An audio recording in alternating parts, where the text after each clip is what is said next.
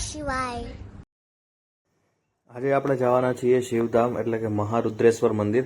તો ત્યાં જવા માટે સૌથી પહેલા આપણે આપણા દીપકભાઈને ફોન કર્યો. એ માધાપર ચોકડી આવી ગયા, ત્યાંથી એમને પિકઅપ કરી અને ત્યારબાદ આપણે શિવધામ તરફ જવા માટે નીકળ્યા. તમે શિવધામ તમારે જવું હોય તો એ બેડી ગામથી આગળ SREZ કોલેજ જે કે સંજયભાઈ રાજગુરુ કોલેજ છે તેના કેમ્પસમાં આવેલું છે. તો આપણે હવે પહોંચી ગયા છીએ સંજયભાઈ રાજગુરુ કોલેજમાં. ત્યાં તમારા ગેટની અંદર જઈને ડાયરેક્ટ તમારે રાઈટ ટર્ન લઈ લેવાનો. આ રીતે તમને દેખાશે. ત્યાં રાઈટ ટર્ન તમે થોડુંક આગળ જવા દેશો એટલે મંદિરનો ગેટ આવી જશે. તો હાલો હવે ચાલુ કરીએ આપણો આજનો વિડીયો. હેલો એવરીવન, કેમ છો બધા? આઈ હોપ બધા મજામાં હશો. આજનો આપણો વિડીયો છે શિવધામ વિશે. શિવધામ મંદિર છે એ સંજયભાઈ રાજગુરુ કોલેજ છે ત્યાં કેમ્પસમાં આવેલું છે. અને અહીંયા મહાદેવની જે શિવલિંગ છે એમની હાઇટ તમે જુઓ તો 25 ફૂટ છે અને નંદી મહારાજની હાઇટ છે એ 6 ફૂટ છે. તો આજે તમને મંદિર વિશે પૂરી માહિતી આપશું અને આજુબાજુ શું છે, ફરવાલાયક જગ્યા છે, આ તે બધી વસ્તુની માહિતી આપશી. તો ચાલો હવે મંદિરના દર્શન કરીએ. મંદિરના ગેટની અંદર જતાં તે આ રીતનું કંઈક એન્ટ્રન્સ છે. બંને બાજુ ઝાડવા આવેલા છે અને લેફ્ટ હેન્ડ સાઈડ ઉપર તમને પાર્ટી પ્લોટ જેવી ખુલ્લી જગ્યા જોવા મળે છે અને રાઈટ સાઈડ ઉપર સાક્ષી ફૂડ ઝોન તરીકે આવેલું છે.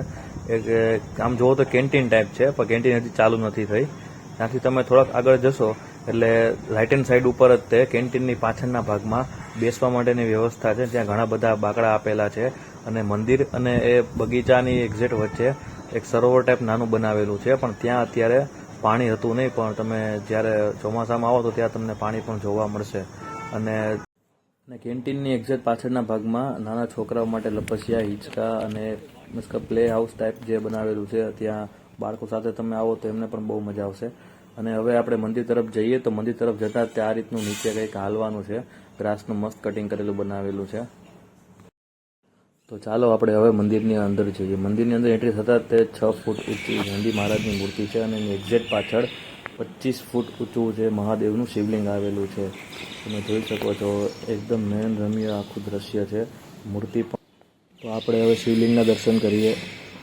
મંદિરની આજુબાજુ આવી રીતે રાઈટ સાઈડ 3 અને જમણી બાજુ 3 એવી રીતે 6 તમને બેલ આપેલા છે. શિવલિંગની એક્ઝેક્ટ પાછળના ભાગમાં નાનકડું મહાદેવનું મંદિર છે. ત્યાં પણ મહાદેવની શિવલિંગ છે, નંદી મહારાજ છે. ત્યાં ચલો આપણે હવે દર્શન કરીએ.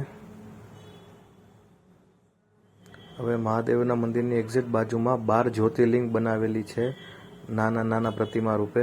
આપણે હવે એના દર્શન કરીએ છીએ.